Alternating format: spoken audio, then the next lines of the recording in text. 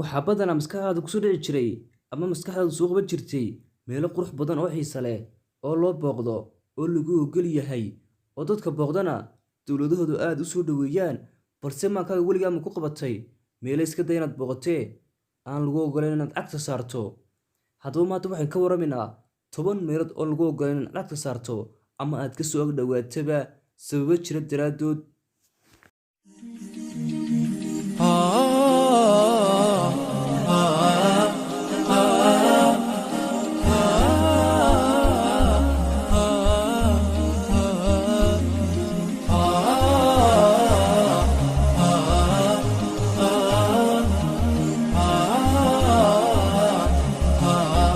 qalcadda Nogos Fort Nogos ee ku taala Kentucky ee waddanka Mareykanka.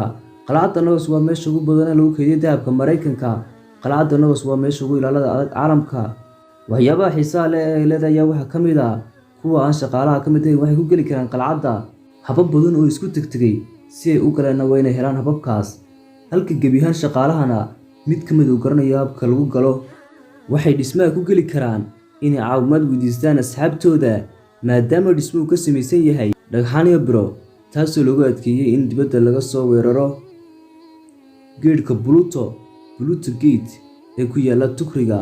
haddaynu dib ugu noqono waqtiyadii hore, dadku ma doonaan inay soo booqdaan halkan maxaa yeelay waxay aaminsan yihiin in ay aad khatar u tahay.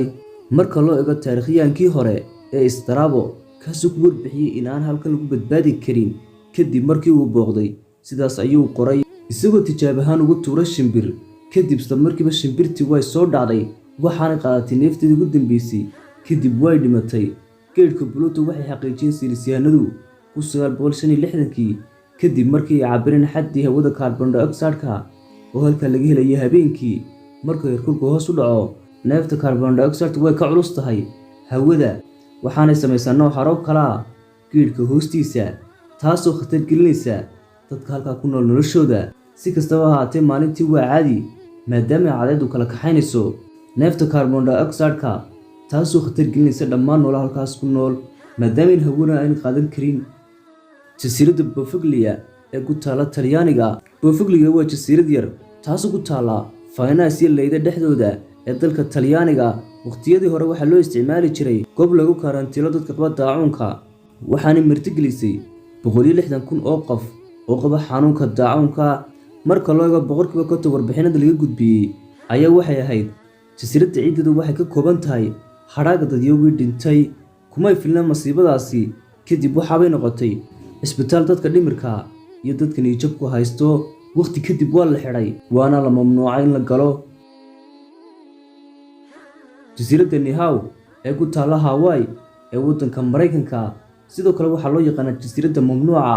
Niue waxaa iibsaday Elizabeth Sinclair oo ahaa nin beeraley ah oo reer Scotland 1864 dabadeed si khaas ah ayuu u yeeshay 1920.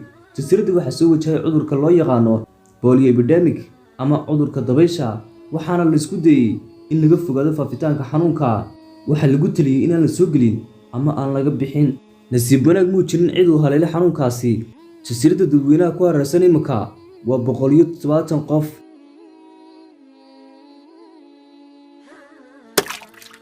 buurta Chichen Itza Pyramid ee ku taala Mexico ee waddanka Mareykanka waa buur sida faraacinadii oo kale u samaysan ama qaabka pyramid-ka sida buurta ku taala oo kale Masar. waxaa loo tixgeliyaa inay tahay midda ugu soo jiidashada badan leh caalamka ee dalxiisayaasha. milyan dalxiisayaal ayaa yimaada sanadkii. si kastaba ha ahaatee waa la iman karaa laakiin waxa mamnuuca in la koro. mamnuucanna wuxuu yimi kadib markii ay gabadh ka soo dhacday buurta. waxay noqotay dhacdo naxdin leh. si looga fogaado tan iyo kuwo lamida mustaqbalka waa la xidhay waxaana niyadjab ku noqotay dalxiisayaal badan oo damacsanaa inay fikta uga baxaan buurta Chichen Itza. jasiiradda Surtsey ee ku taala Iceland. jasiiradda Surtsey waa mid ka mid ah jasiiradaha ugu yar caalamka, sababtuna ay tahay waxaa ka qarxa fulkaano. kii ugu dambeeyayna waxaa ka qarxay 1963 ilaa 1960. waqtigaas kaliya waxaa loo isticmaali jiray sababo cilmiyeed.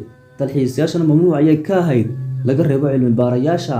waxaana mamnuuca in la booqdo jasiiraddan maxaa yeelay waxay saynisyahanadu doonayeen inay fahmaan siduu geyigan ku samaysmay iyadoo wax saameyn ah ku lahayn bini'aadamku. waxaanay saynisyahanadu leeyihiin xeerar iyo shuruuc. sharciyada saynisyahanadana waxaa ka mid ah in aan wax siidha la keeni karin jasiiraddan. qaar ka mid ah ayaa ilaaway sharcigii, kadib waxay keeneen tamaandho waanay ku beereen.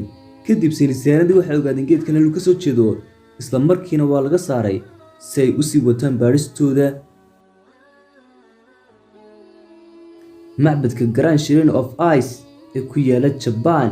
Grand Shrine of Ice waa meel aad muhiim ugu ah gobolka Shinto, maxaa yeelay waxaa dhisay Amaterasu oo ay u aaminsan yihiin ilaaha cadceedda iyo caalamka. shayga xiisaha leh ayaa wuxuu yahay waxaa lagu dhisay bilaa musbaaro 20 sano mar ayaa dib loo dhisaa. marka loo eego aragtida reer Shinto oo ah dhimasho iyo dib u dhalasho. 2013 ayaa dib loo dhisay macbadkan Shrine oo ahaa sanadkii ugu dambeeyay. waxaa kaliya oo loo isticmaalay looxaan si xirfad leh isku geeyay, lamana isticmaalin musbaaro si ay meeshan u sii ahaato meel ay ka barakaystaan. waxaa iman kara wadaadadooda iyo qoyska boqortooyada. ciddii intaan ahayn waxay joogayeen dibadda iyagoo halka ka daawanaya, yacni wixii inta ahayn looma ogola inay soo galaan. tuulada Meshkuri ee ku taala Russia amba waddanka Ruushka. Meshkuri waa tuulo la xidhay kuna qarsoon meel ka mid ah waqooyiga buuraleyda miyiga ee Ruushka, waxaana laga ilaaliyaa cid kastoo doonaysa inay gasho amaba u soo dhawaato. waxaana lagu wareejiyey guutooyin ciidan ah.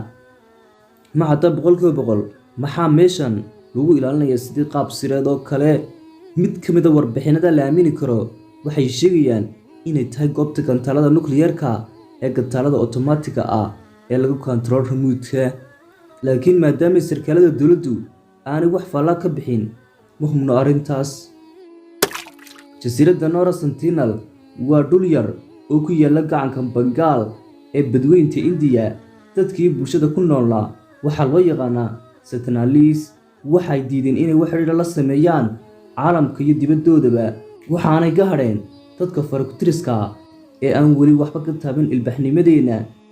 habka la yaab kale ayaa waxay tahay sidee bay u ilaashadaan amba u difaacdaan jasiiradooda. waxay roobka kaga dhigaan oo ay ku ganaan waramaan iyo fallaaro. sababta daraaddood macquul maaha in loo dhawaado jasiiradooda. waxaa jira xaqiiqooyin xiiso leh. markii cilmi baarayaal qiyaasii khasaarihii u geystay tsunami-gii ka dhacay badweynta India, inkastoo ay wateen helicopter, haddana waxaa soo waray dadkii jasiiradda deganaa ee Sentinelese. markay u soo dhawaadeen jasiiradooda cidna kumay dhaawacmin, balse waxaynu tusisaa sida holaca ay u difaacanayaan dhulkooda. waxaa lagu tiriyaa dadka ugu jeelisan adduunka oo heerkoodu ka hooseeyo heerka baadiyaha. waxaa sidoo kale la sheegaa inay waqti dhaweydba ogaadeen sida dabka loo shito.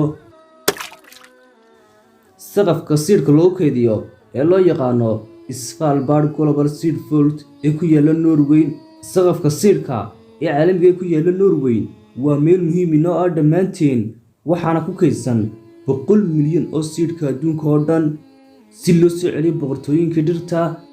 maadaama dhacdooyinka xun ee ka dhana dhirtu ay ka dhacaan meeraheena, waxaa la furay 2008 waxaana la dhisay 200 sano u dambeeyay. waxay iska xejin kartaa qaraxa iyo dhulgariirka maadaama la dhigay dhinaca buurta, waxaana ka sarin kartaa heerka badda haddii barafka dhammaan dhulku uu dhalaalo. shayga xiisaha leh ayaa waxay tahay ma oga siyaasiyiintu, inkastoo waqooyiga Kuuriya la siiyey siidhkeedii si ay ugu kaydsato halkaas.